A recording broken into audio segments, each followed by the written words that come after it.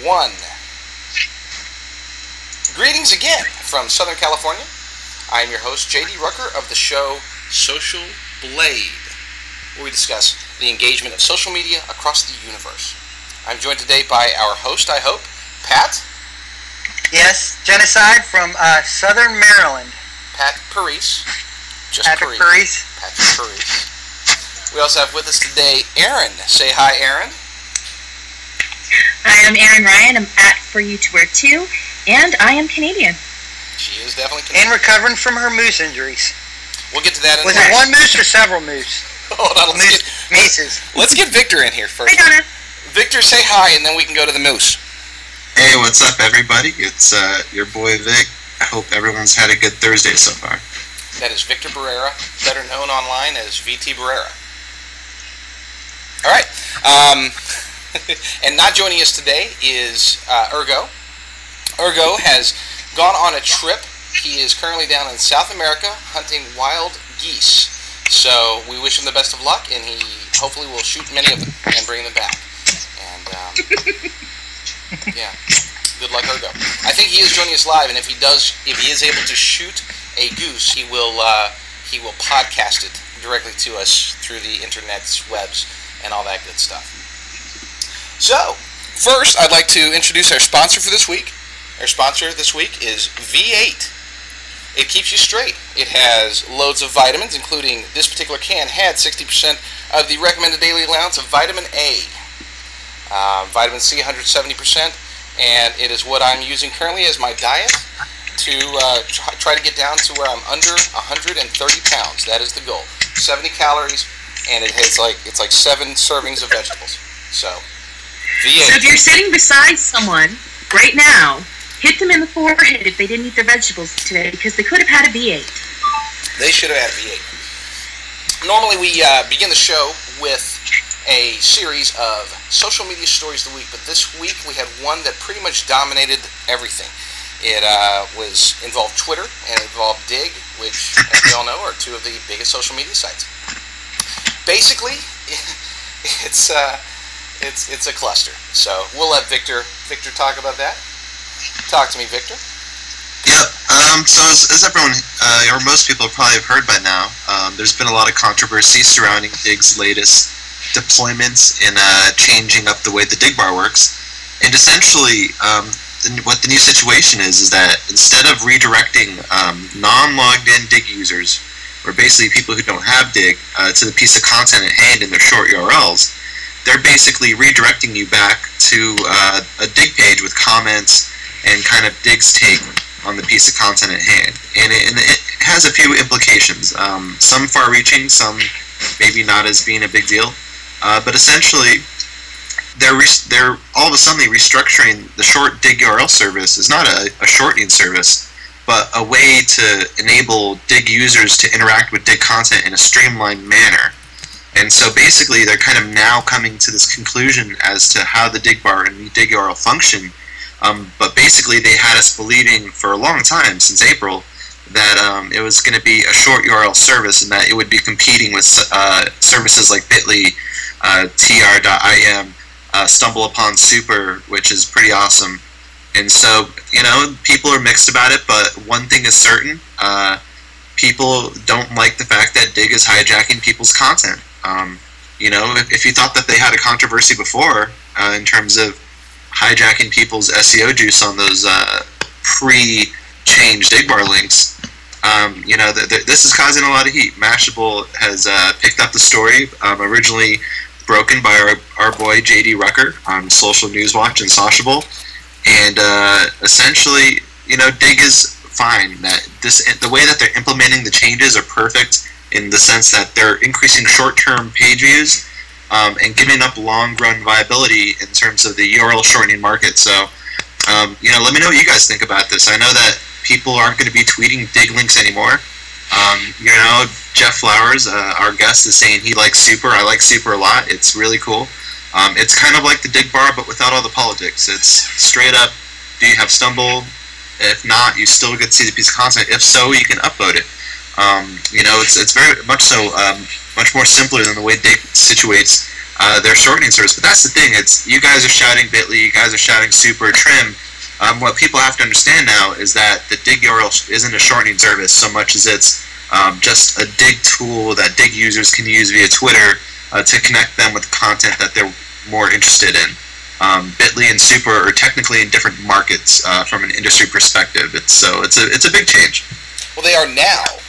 Before, it was looking as if Digg was getting into that market. They were trying to get into, you're right. into the supermarket.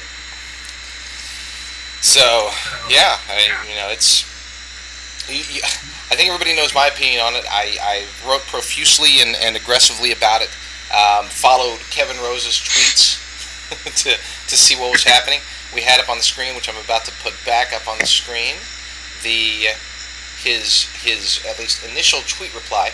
He had gone on Leo Laporte's show, and he had told Leo that basically, hey, I just got back from vacation, and I'm not sure what's going on. I know we were working on the code. We had the code ready to go, but I didn't realize it was pushed out there. So let me get back and have our meetings tomorrow, and we'll see what we can do to get this situated. Leo liked the idea. He said it made sense from Digg's perspective, and in a lot of ways it does. And that's what people have to understand. It's a somewhat selfish maneuver, but definitely not out of line with their vision in terms of what they're trying to achieve.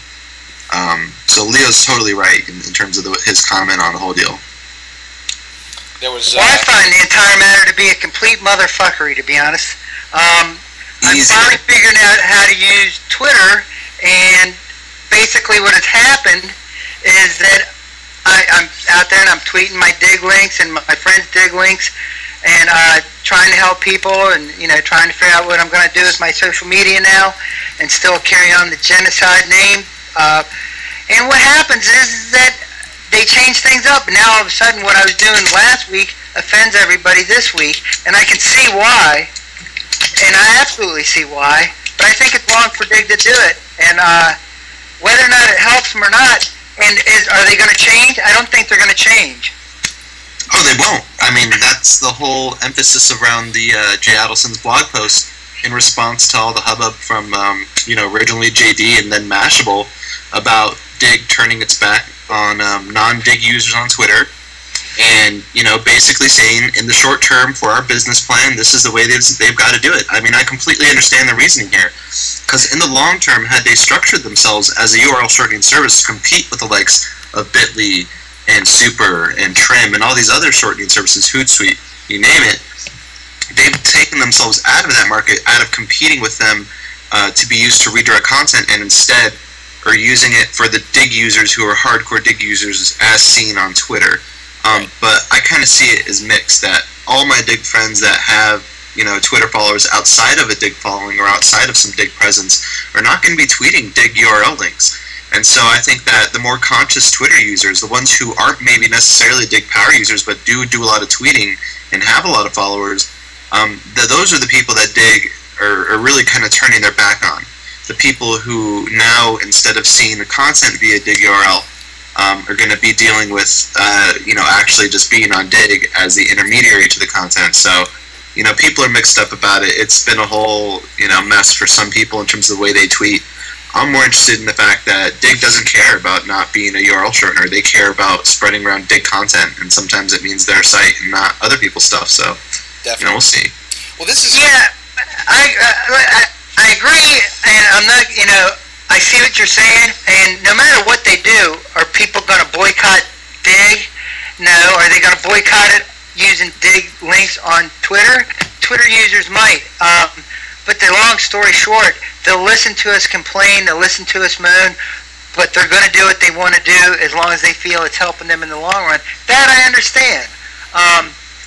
I think it just kind of threw us for a loop because it looked like they were trying to join forces with Facebook and Twitter, and I feel bad that Digg users kind of took over Twitter and spammed them just as much as the people that are trying to make money off of Twitter, as far as the constant spamming of their sites and the constant spamming of get quick rich schemes. I do understand why they're doing it for themselves. I don't understand why they're going to stand there and they're not changing. I don't understand why they would go one direction and then a month later change it.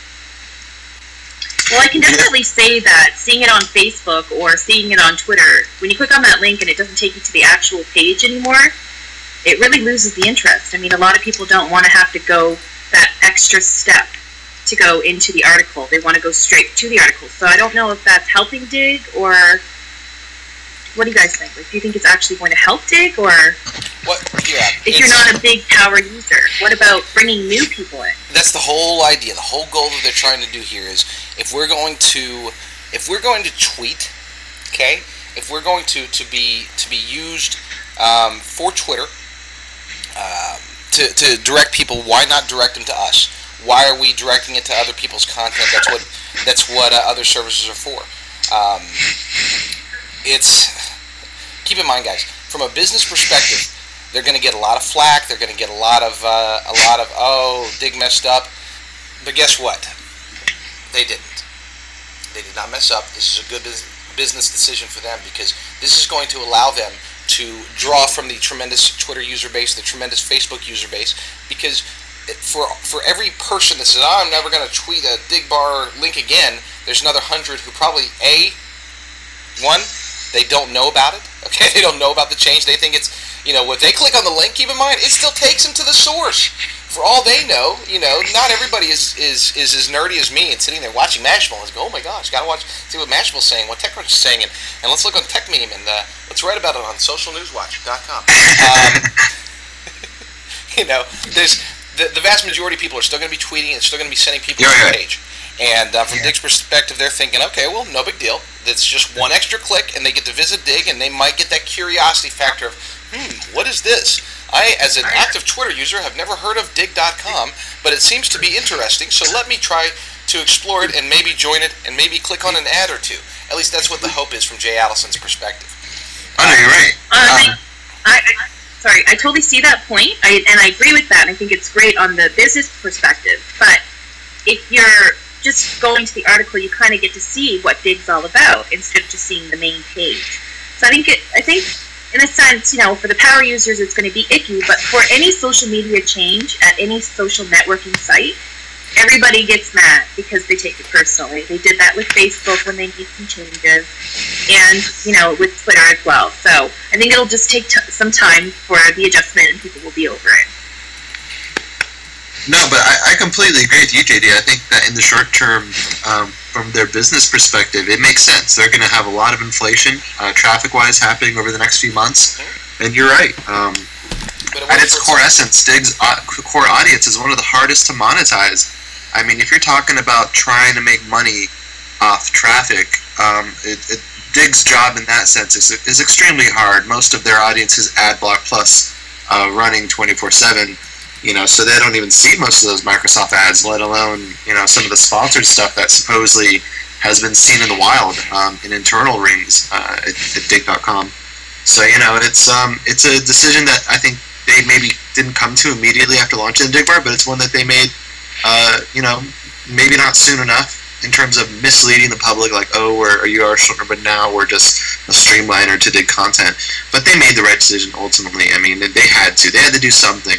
To kind of raise the bar a bit in terms of how much they can actually take in ad revenue-wise, which was a key priority that they'd been saying all along, that, hey, we need to monetize and actually turn a profit, which is a pretty zealous goal there. Definitely, and it is tough. Now, do you think that they did this on purpose? Do you think when they did this, when they integrated with Facebook and Twitter, they say somewhere down the line, rather than using this Digg shortener, Digg URL, we'll have them come back to our landing page, and hopefully someone will click on the other links, the AdSense blocks and everything else. That's one thing. Did they set us up for that? And the other thing is, Reddit, one of the things before I got banned from Reddit, and it was, hey, go to this link, click, downvote, and do this and do that. It's too much work to upvote a Reddit thing for somebody. You couldn't just go in there and hit the Reddit. And it's why I'm glad I got banned, because I didn't like doing all that extra work. Definitely. I just wanted to make a note that we've switched sponsors. This week's sponsor is AdBlock Plus. For those using social media, AdBlock Plus makes your entire experience that much better. Indeed it does. It does. Well, wait a minute. What I wanted, another thing, Jeff Flowers uses Digg and Facebook and other medias as well. Let's find out what he has to say. I'm going to get, what do you think about all this, Jeff? I mean, I know you got to have an opinion about it.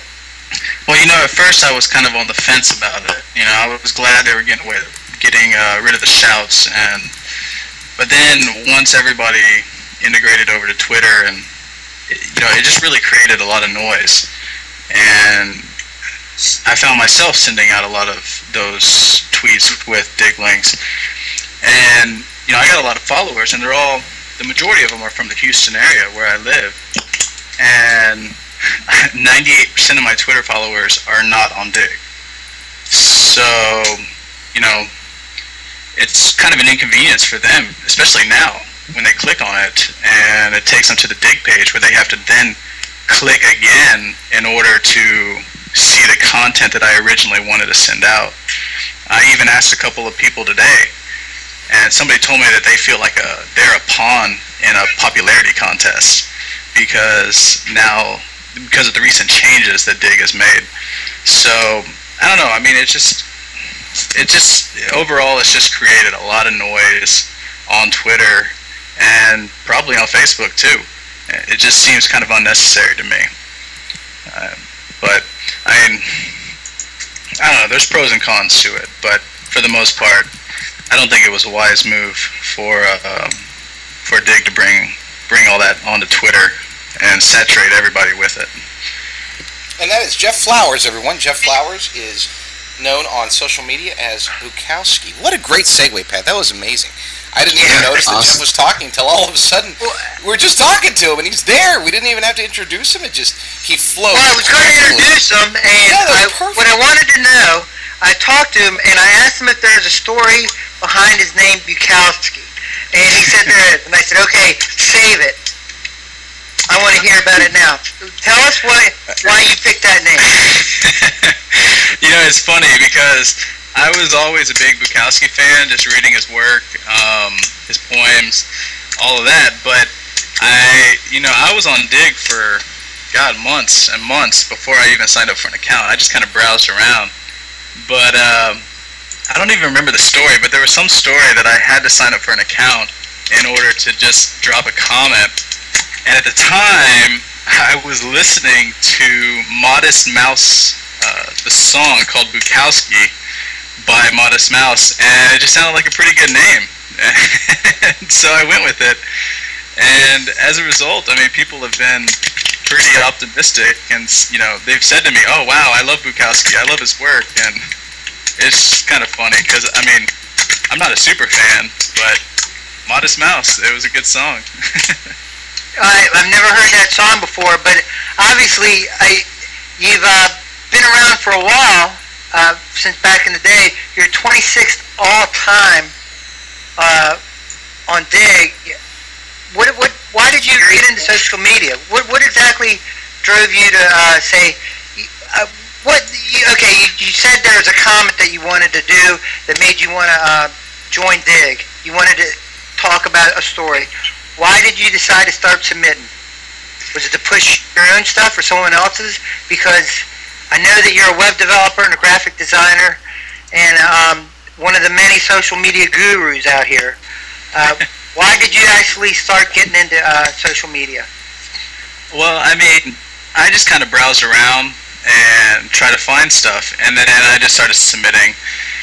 I mean, I don't know, there's a lot of personal issues that we all have that we want to bring attention to, I started submitting a lot of just Alzheimer's related, brain injury related stuff on Digg because my mother, she suffered from brain hemorrhage. So that was actually the reason that spurred me to start submitting, so I could kind of spread awareness about an issue that, touched me really deeply. And then I just, I started just submitting stuff that I read on a daily basis. There's different sites that I go to. I go to Houston Chronicle every day, Global Healing Center, I go to them every day. I go to Daily Galaxy every day, 4 TV all day. I mean, there's just different sites that I see and that I love, and so, you know, if I like it, somebody else has got to like it. So that's pretty much why I started submitting. And then I started getting stuff to be on the front page. And yes, as somebody says in the comments, I'm also into social media for the hot chicks. I'm being honest. But yeah, but you got one in the room with you, so what are you doing there? I do have one in the room with me. I got two actually. One's a little puppy, but the other one is even hotter. Wait, she's flicking me off. Okay. I would too, dude. Aaron, let's ask Aaron. Aaron, if your boyfriend were to make the comment Jeff just said, would you give him the finger? I don't know, because apparently last Thursday he took her out for dinner, so he obviously treats her well. You know, he might be making off comments, but I don't think I'd be mad. I do want to ask you a question though. Besides Digg, what is your favorite social networking site? Yeah. Subliminal messages aside, StumbleUpon is by far the absolute hands-down favorite. I mean, it's always been the favorite, always been the best community, always... I mean, there's just the best content on there. I mean, you can find stuff, you know, weeks after it was submitted. I mean, random stuff, everything you can ever think of. The stuff that hits the front page of Digg obviously is most likely submitted to StumbleUpon. But, I mean, for the most part, it's just a better site. You know? So what makes it different from Digg? What do you like about StumbleUpon that Digg just doesn't offer? Well, besides from the traffic, I like the fact that just the community. Everybody's nice on there. Nobody trolls you. Nobody harasses you. Nobody really disagrees with you. You have a few people that do, but for the most part, it's a good community. It's the best community I've seen on the web, and I've been involved in a lot of communities and just kind of check things out. Nice. I mean, just hands down, it's just the best site. If you're not on StumbleUpon, you need to get on StumbleUpon. I mean, honestly, because it's, like I said, you could submit something, you know, 5 months ago, and somebody will find it today. And so, you know, even though I'll submit my own blog to StumbleUpon and still get traffic from it, even though I submitted it months ago, the fact of the matter is that you find really good content, and it's not a 24-hour time period like Digg and Reddit. You submit something to Digg, you know, all right, after 24 hours, it's gone. Nobody will see it. Mm-hmm. But with Stumble, I mean, it's just there. It's there. It'll be found. People want to search for that stuff. Those, you know, it's all based on tags, kind of like Delicious. So. Yep. Totally. Have you used? So was that your first social networking site that you stumbled upon? Actually, I think Digg was my first. And I just kind of surfed around. I never really wanted to contribute to it, and we're talking early 2007, late 2006. I was surfing around finding stuff, and then, you know, you just find the coolest stuff. And then I later found out about StumbleUpon because somebody mentioned it, and then I just fell in love, you know. Now, Jeff, if I told you that I was banned from StumbleUpon, would you believe it? Because I was. Actually, I would, because I've had a lot of people that I know that have been banned from StumbleUpon. I've been banned from so many. How you're a social media guru, I'm a social media leper. I get dropped everywhere. Break. The only one that won't drop me is Mix, and I'm asking them to. I'm leaving them letters. I've contacted Mix support. Drop me, please. They will never. I'm getting too many requests. You never know. They might. You know, just keep harassing them. You never know. No. You know what? I like Mix. I enjoy Mix. I think Mix is a good site. I tease them because, you know, I've done very well there, and I'm fortunate to do well. No, I've never done prop. Do you do prop? No, I have an account on there. I think I've submitted 1 or 2 stories. I just can't get into it. You know, I love Mix. Mix is I was one of the first people to sign up for it way back in the day. And I think it was like Batsu or somebody that actually got me to sign up for it. But, you know, the people over there are good. Honestly, I wish the vast majority of the people would go to Mix instead of Digg, because, I mean, they got it working over there. But, you know, yeah, no, I don't really use prop. It's just, I don't have time for it. Are you on Facebook? Actually, you know what's funny is I am not on Facebook. I have never signed up for an account, despite the fact that my girlfriend and about a dozen of my friends harass me on a monthly basis to sign up. I have managed to resist the urge. Of course, I say that now. I just don't see the point. You know, honestly, I haven't even signed into my MySpace account for at least 2 years, so, yeah. Oh, dude, add me. You gotta add me. I'll put you in my top 8 this week. Pat's all about MySpace, if you haven't noticed. I got MySpace, dude. Well, I'm a football coach, and I you know, that's how I used to, you know, send messages out to the players on my team, and a lot of them in the high school are the same way. How long have you had your MySpace page? And I don't want to move on just yet, JD. Just give me a few more minutes with Jeff. Oh, I wasn't moving. Okay. I'm just surfing. Well, I think I signed up for MySpace in like 2004. I graduated from college in 2004, and I signed up after that because one of my friends convinced me there was a bunch of hot girls on there. But I never found that there was hot girls on there. I mean, Wait, there are, on. but What's the girlfriend doing? What's the girlfriend's reaction? she's sitting over there. She's giving me that look, that I love you, baby look. Right. But no, I mean, back in the day, I got a couple of my friends that signed me up for it. You know, they talked me into it, and you know, at the end of the day, it was fun for a while. I actually got to meet a couple people through there. You know, nothing crazy and you know, at the end of the day, just kind of got bored. But from what I hear, Facebook is a lot better. Well, I agree, it's a lot better than MySpace. It's definitely not as ghetto as MySpace, that's for damn sure. Yeah, MySpace is kind of, I mean, it's good for the music scene and it's good for the teeny boppers, but, you know, I guess in the 20s... Hey. I remember a time when it was great to be in somebody's top 8. Now you're slamming me for being in so many? Oh, no, it's... They think that's sad. I feel like I'm being attacked by my good friends here. I'm sorry, Pat. No, but MySpace... Wow. Hello. Uncomfortable silence. No. You'll always be in my top 8, Pat. Don't worry about it. Oh, thank you. You're welcome. Yeah, absolutely. My silence was for the MySpace moment. It was my moment of silence. You know, in a sense, though, it might be good that you're not on Facebook, especially if you're Canadian, because the Canadian government is taking one of our favorite social networking sites. Which I do agree with Donna, it is a more personal site, but it's still technically a social networking site. Facebook, due to their usage of FB users' personal information without making it stand out in lights that they are doing so. With their third-party activities such as games, quizzes, and Facebook ads, and I'm sure we've all done one of those, as soon as you click OK to any of the above mentioned, you're handing over any personal information that is on your profile to a possible 180 countries, as well as your friends' personal information, even if they're not using that application. Canada pokes back. They don't like it. We don't like it here in Canada. And I'm reporting live from Canada right now.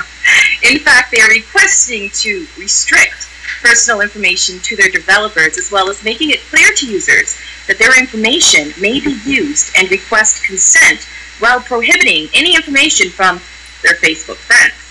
Facebook has agreed to 4 of the complaints that were filed by the Canadian Internet Policy and Public Interest Clinic on July 16th and investigated in depth by the Privacy Commissioner of Canada. However, thus far, Facebook has not agreed to the third-party request. Another complaint was its advertising. Though the Canadian government recognizes, yes it does, that FB needs to generate money in order for it to be a free site, it does not agree with using personal information from profiles or joining fan pages to use towards their demographic, calling them Facebook ads or social ads. The Canadian government requested that FB explain the role of advertising in detail, and they want that inserted in the privacy policy to inform the users that the profile information could be used towards target advertising. Facebook agreed to the request to make it easier for Canadian users to find information about advertising to state clearly. Facebook has agreed to make these changes in their privacy policy. The Privacy Commissioner has given Facebook 30 days to comply. If Facebook chooses chooses not to, the Privacy Commissioner can apply to the Federal Court of Canada to have them enforced.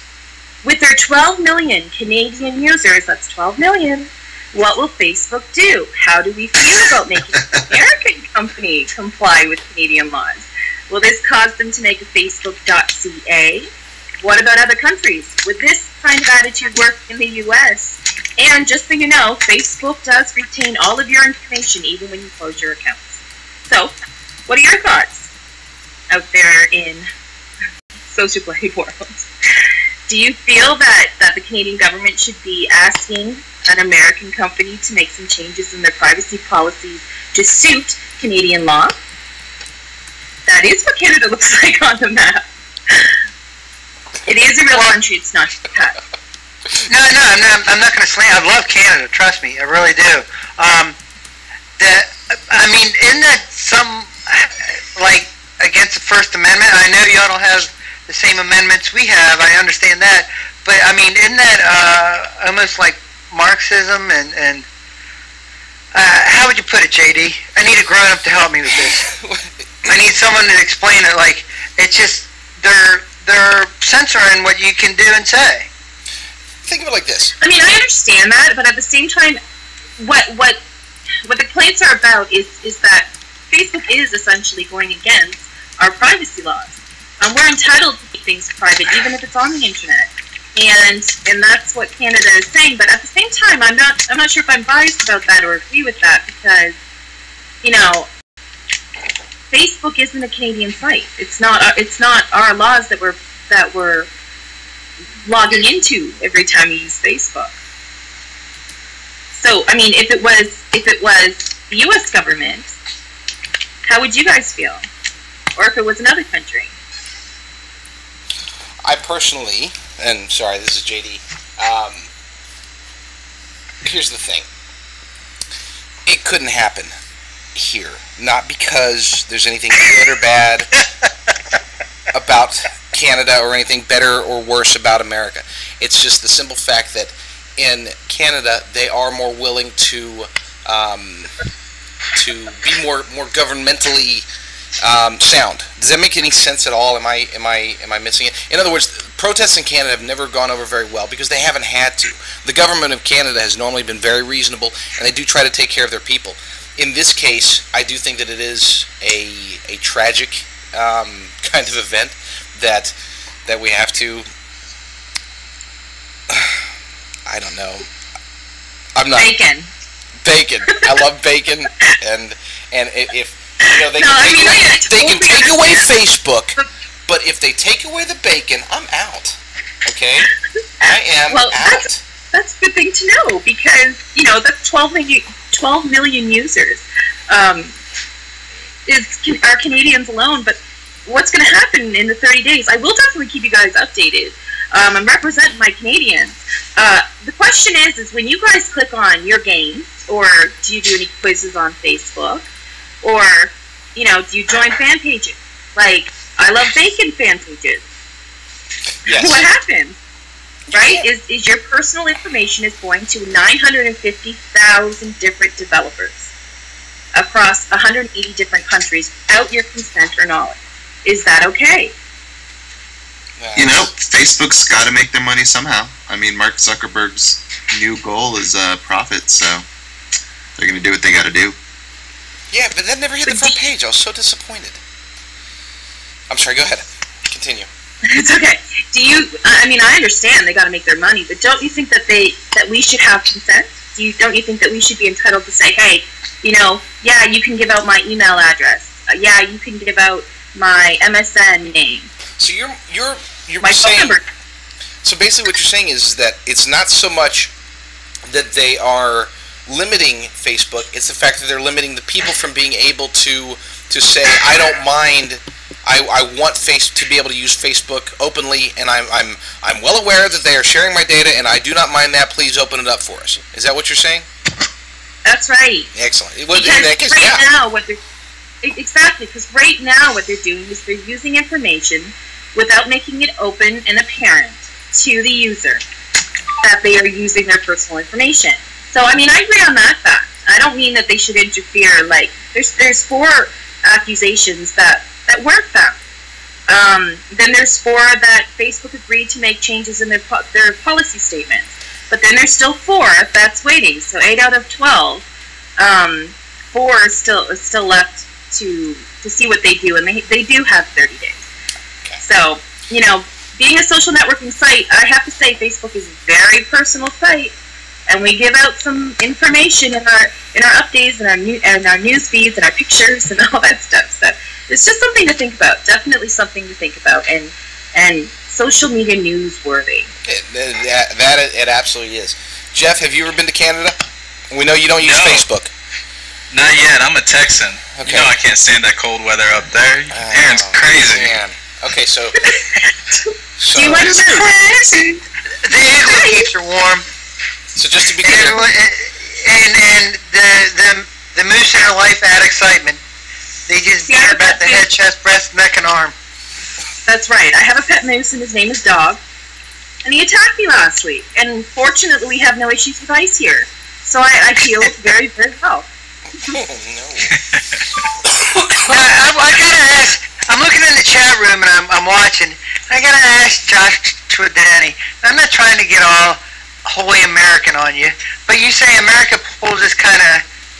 And JD's warned me about the language after my opening statement.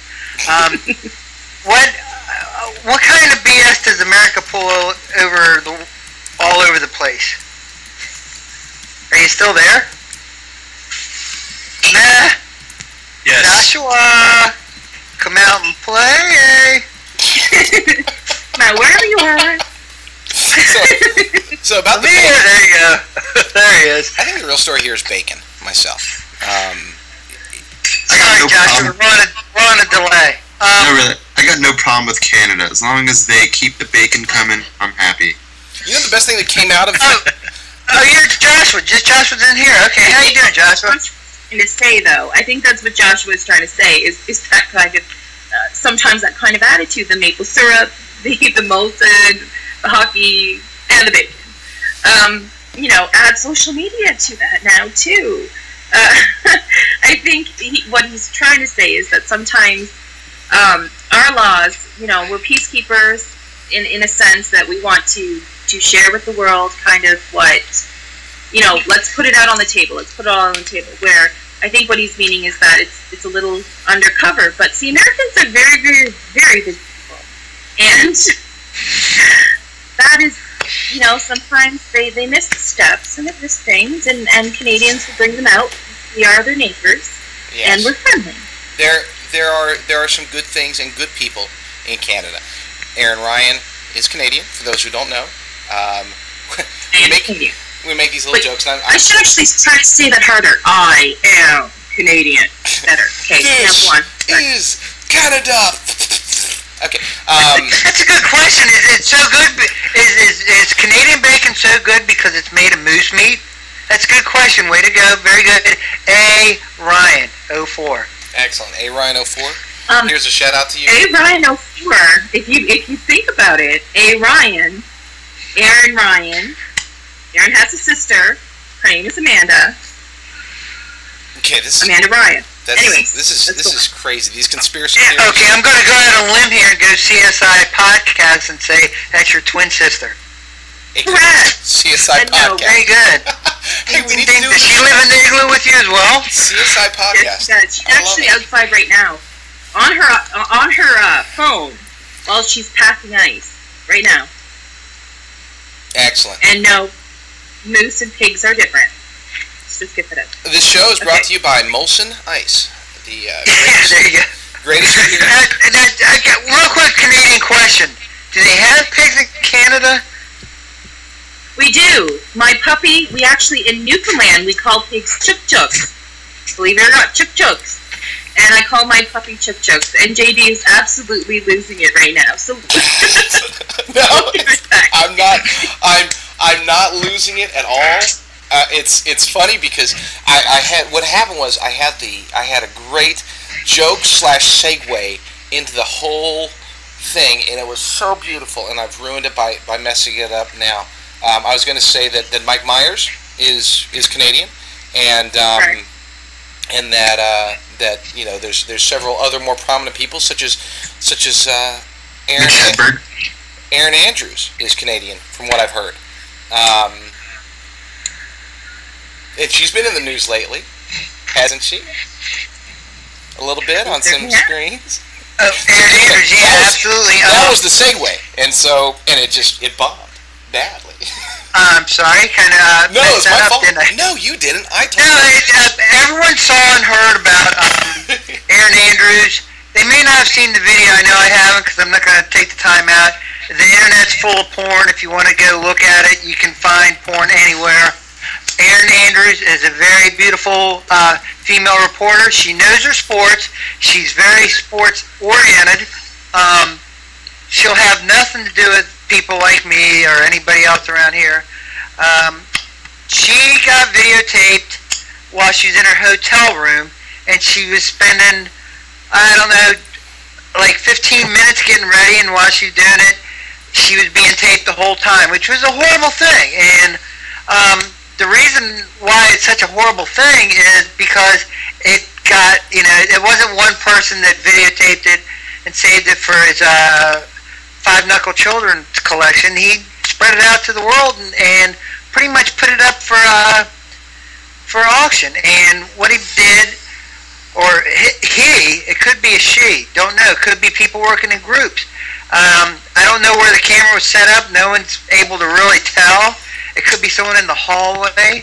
It could be, someone that was in the next room. I don't know how much investigation's been into that room that she was staying in. But ESPN's, New York Post started things by posting photos of it. Obviously, not nude photos. They were blotched out, I'm sure. But ESPN has banned anyone from the New York Post appearing on the network, which is going to cost the New York Post a lot. USA Today columnist Christine Brennan, who's also on ESPN and has done several feature pieces for them, she posted on her Twitter account about it, and she tweeted it. Here's one tweet, I'll read it. Women's sports journalism need to be smart and not play the frat house.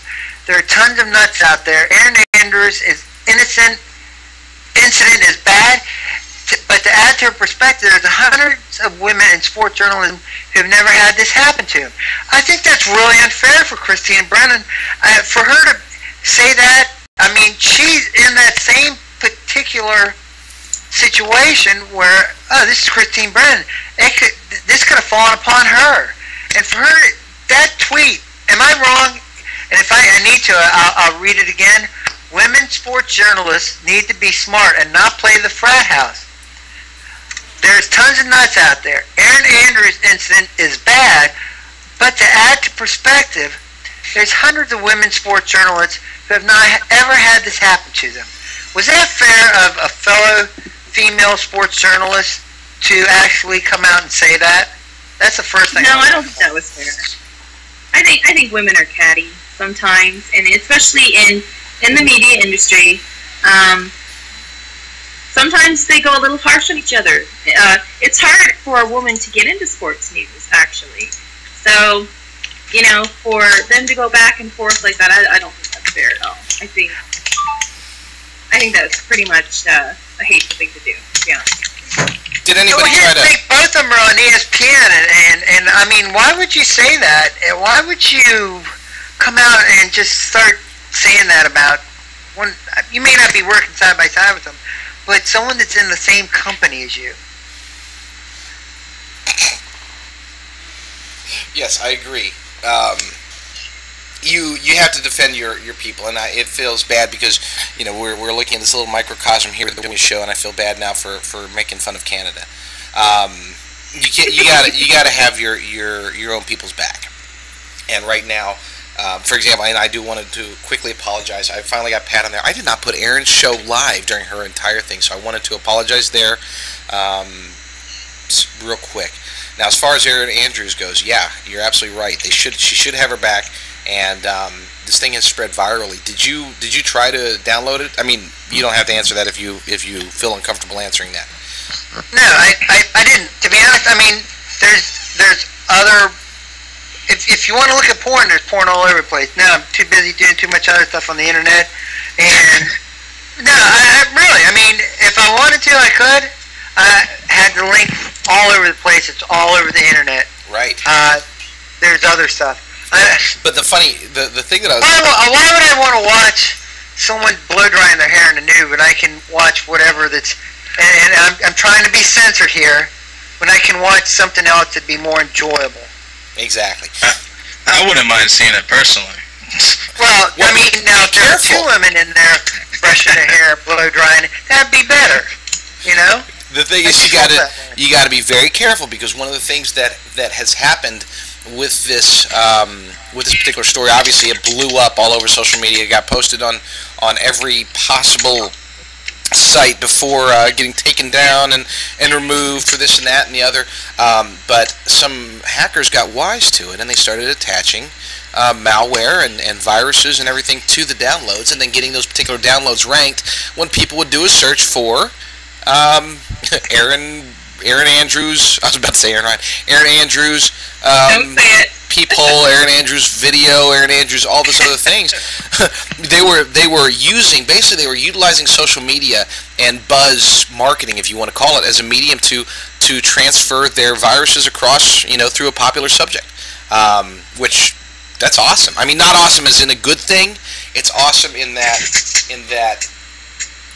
Think of it like this: if you were Erin Andrews and you wanted to prevent people from downloading the video, what's the best thing that you could possibly do to minimize the damage? Exactly. Vic, did you download it? My take on the whole situation is interesting, because like you said, right after the leak happened and people were spreading around this video, a lot of people took the opportunity and ran with it to spread their spam, to spread their viruses, to spread their malware, because people were making searches, Erin Andrews, people vid, like you're saying, and, finding links to unscrupulous places where you get the little Google alert, It's like, if you're using Chrome, it's, do you really want to proceed past the safety barrier to the sketchy-ass site, So, people were in a frenzy trying to spread the info and get in on the lowdown and, get the scoop, get the gossip on it. There's a lot of developing stories around it. Definitely. So, it's one of those social media buzzes. I think social media played a role in terms of the spread of that info. I mean, it was on Twitter for a little bit there. So you got to take into account the infrastructure at hand and how it's affecting the spreading of all that knowledge and information. Jeff, you hadn't seen the video before? No, actually, I searched for it earlier today, and I couldn't find a safe link for it. I'm not going to lie. I have seen it. I have checked it out. Yeah. So it's not even worth it. It's honestly, the quality is pretty crappy. Yeah. Well, excuse me just for a second. Yeah, I was listening to the Sports Talk Radio TV, and they were talking about that, and they had mentioned, like you did just now, that the video quality was horrible. It's not like where you could see a whole lot. It's not like you get like details. You weren't all involved with it. That type of stuff. Yeah, I was actually watching a clip on YouTube a little earlier.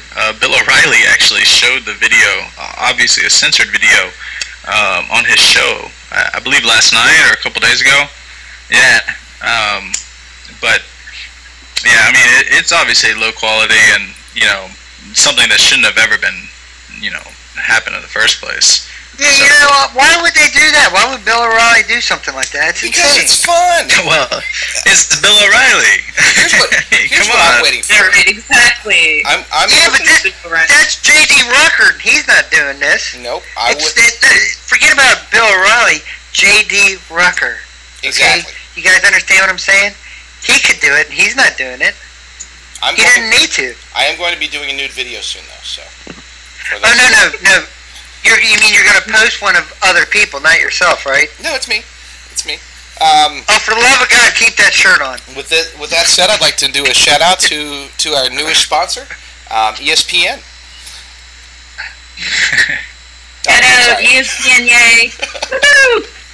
This show brought to you by Erin Andrews and ESPN. The wide world of sports is just a little bit wilder today than it was yesterday. All right. And as far as from a complete and total, as I turn my phone off, remind me to mute my phone next time. As far as from a complete and total full recap of the show, we discussed the Diggbar incident. We discussed Canada, Bacon, and Facebook, and we discussed Erin Andrews. We're going to introduce a new segment to the show today, because we have had people that say, you know what, it doesn't always have to be nerdy social media stuff. So I thought, how could we keep it social media related and still talk about it in little bursts? So we decided to implement the picks of the week. And by picks, we're not necessarily meaning picks per se. We're talking about what we as hosts have picked as our favorite links that we were able to find through social media. So there's the connection. And that was my third failed segue. Moving right along. Here it is. My pick of the week. Can y'all see that? My pick of the week. It only got 2 digs, but it did very well on Reddit. And it's a picture that demonstrates how being powerful has its advantages. Enough said there. Jeff, our guest host this week, picked out a very popular one. Jeff, tell us what we're about to look at once I get it back on the screen. There we go. Sorry, Ben. It's a video of Adam Yolk from the Beastie Boys announcing that he has cancer. It's a pretty sad story, unfortunately, but he's one of my favorite bands, so it's pretty important, especially since now I'm going to miss him at Lollapalooza. Yeah. Check it out. I got cancer. Check it. That's what happened. Hey, you gotta fight for your right to chemo. Another good one. This is going there. Yeah, and that one actually got over 2,000 digs, tons, obviously. Yeah, no, that was a good video, though. I mean, it definitely got around. I like the way that they announced it on YouTube first. Let people pick it up. I think it speaks to how information and important stuff like this travels nowadays, that they'll go to YouTube first and let the blogosphere and everybody else eat it up later, Definitely. Vic? Yeah, and I've noticed that Beastie Boys, they're pretty into social media. I mean, obviously with YouTube, and I've seen them with a lot of various announcements on Twitter and different cool things with their site. So... Well, it had 300,000 views so far, which is probably a low. There's probably other versions that have had views. This is the one that did hit on both major social news sites. So great find there. Victor. So my pick is some people may have seen this on the Dig front page lately, but it's actually a rendition of the 3 wolf moon shirt, which got so much buzz in the past few months. But instead of 3 wolves, it's the 3 keyboard cat moon shirt. So it's got to be at least 10 times better than the 3 moon wolf shirt. I would agree. I'm a cat person. Yeah, if you're a cat person or a keyboard cat fanatic, this is the shirt you want to be wearing. It just went on sale on Threadless yesterday, if I'm not mistaken. But this is the art and what it looks like, and yeah, check it out. That is media.threadless.com, our new sponsor. New sponsor. Erin found one. My pick was animals as well. Except it was look at that. I don't know. It was courtesy of Jeff Flowers, our guest tonight. With a flower in it. Holy cow. Flower in it. Hold on. Good one, Didi. His girlfriend really liked this picture, and it was a submission on Dig, and I thought it was cute, and it's called I Love You, Sweetheart. Aww. Can we get an aww? And, I emailed it to her. That was her favorite little pick of the week right there. And just in case anybody couldn't tell, you can tell by the color of the fur that those are actually Canadian chipmunks. So. And actually, one of the flower. Probably the most. One of the most talked about. Jeff, that pick.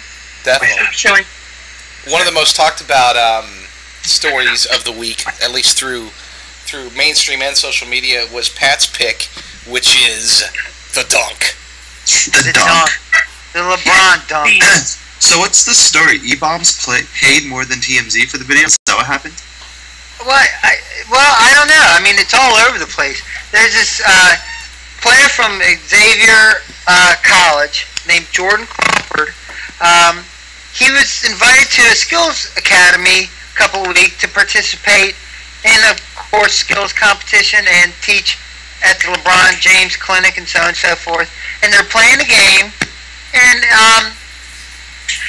this young man posted up and slammed one in on LeBron, and right away Nike, was it LeBron did it or Nike, whatever they did, they made a mistake, because it happens all the time where someone gets showed up. I mean, somebody beats JD to a great homepage, somebody does, beats Jeff to a stumble upon, somebody, or whatever. People get showed up all the time.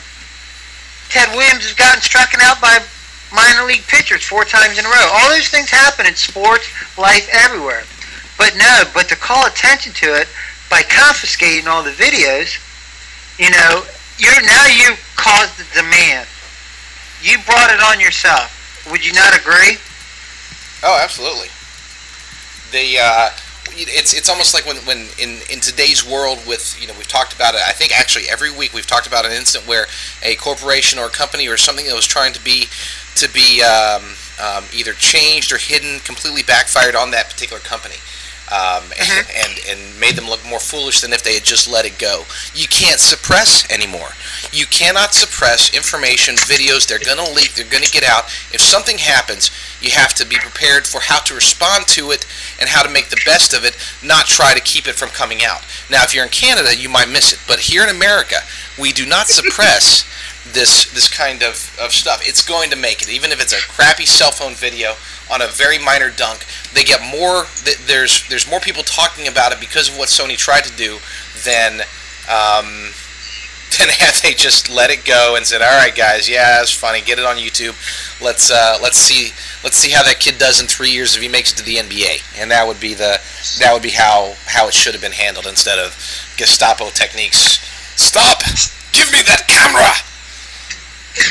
Yeah, that I mean, you can say what you want, but Kobe Bryant could be mentioned and should be mentioned as one of the best players in the NBA, one of the 2 top players in the NBA.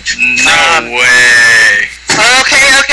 It's questionable depending on who you are. So no. Okay, yeah. Tracy McGrady's another one that I would consider. Not.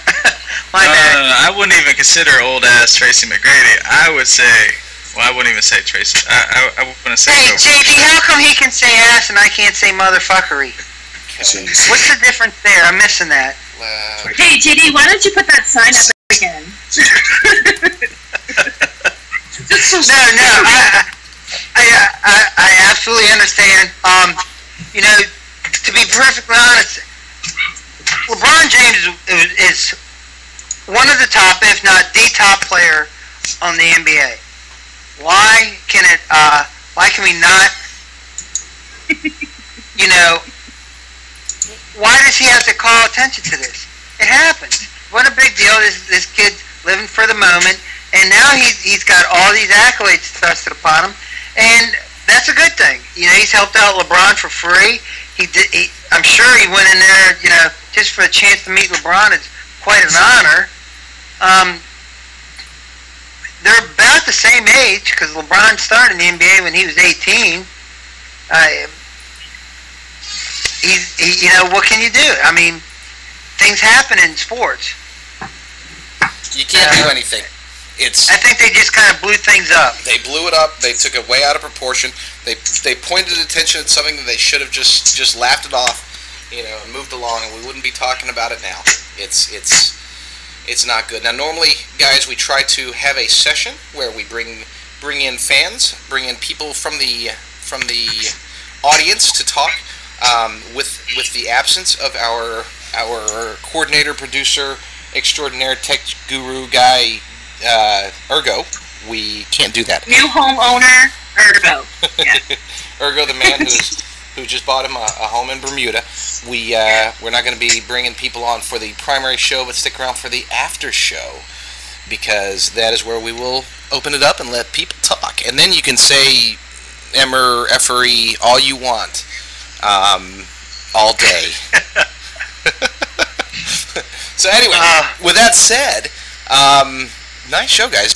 The overall feel that I've got from reading the chat is that this picture here of flowers and Jeff being on the show is just too perfect. So we're going to leave the show off unless anyone has anything else. Does anyone have anything else? Is there any pictures of Megan Fox we can put on there instead? Yeah. Or Just go to the Digg front page, and I'm sure there's going to be one there. Awesome. Thanks for clearing that up for me. Pretty much guaranteed at any given moment there's going to be a Megan Fox picture on the front page of Digg. That's a given. I tried to give it to Zach, but somebody submitted it 7 hours early, someone with the killer account, because it already had a Digg on it. Oh no. And for you new Digg users out there, quit doing that. If you're not good at Digg, stop it. If you're new and you find great content, don't submit it. Just find your nearest expert. Stop doing that. Okay, leave me alone. Back to flowers. Anyway. Now, I do want to say to Jeff, thank you so much for joining us tonight. It was such an honor having you, and you're a bit of fun. And love the puppy talk that we had earlier. I did have a quick question for you. What is the puppy's name? Well, thank you for inviting me. Her name is Lola, and she's chewing on my toe right now. Lola. That's like that. No, her name is Lola. She's a beagle, a lemon beagle, and she's my little baby. I love her so much. And she's a Texan?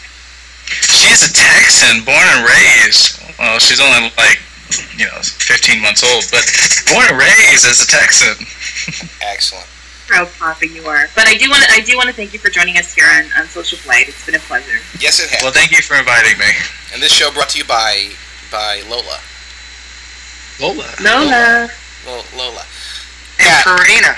Hey Jeff, why don't you drop the link for your dog so people can see it and maybe load it up. Drop it on in there and into the audience. Let them see it. Yeah, we can put it on live. Yeah, that's true. Do we have a picture of Lola available? Since we can do that, we can roll like that. Actually, yeah.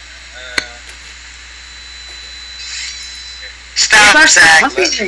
Stop doing that, Zach. Here. Zach, stop. That is a picture of Lola. Oh wait, no, it's not. Wait, where is That's, it? Sorry, wrong picture. Who's the chick kids Oh, in the we're not talking about bacon Cheetah anymore. Pet? What's that? I want to know. I missed it. Who's the chick kissing the millionaire Chia Pet? Cute dog. Oh, there you go. Very nice. Awesome. Some kind of dog. Dude, hey Jeff, I've seen this pic everywhere. I saw it on Reddit. I saw it on Digg. I saw it on some other site. It was all Like right now? Well, that's how I roll, man. That's how I roll. Nice. So if I got a picture of my puppy, you can help me spread it around a bit, or what? Probably Wolf Wednesday. It's the best. I think Purina monitors what people send out, because that's I've gotten 3 pictures of her on Purina's website somehow. So Nice. yeah, I'll try to find a link if anybody could throw a vote to her. You could make her the most popular, cutest dog ever on Purina. We'll have Awesome. that link on the Social Blade blog. We sure Definitely. will. And special thanks to our new sponsors, Purina and Lola. Lola. Hey, Coriel Pounds. First ever podcast sponsored by a puppy. the Puppycast. Excellent. Great show, guys. Victor, where can we find you when you're not doing this show? You can find me out and about on Twitter at VTBarrera, or at my site, vtbarrera.com. Check it out. Beautiful. Erin, where you be? I be on Twitter as @ForYouToWear2. As well, I'm on Facebook. Just look me up. And I'm in Canada. Just if we didn't put that out there. Yes, she's Canadian.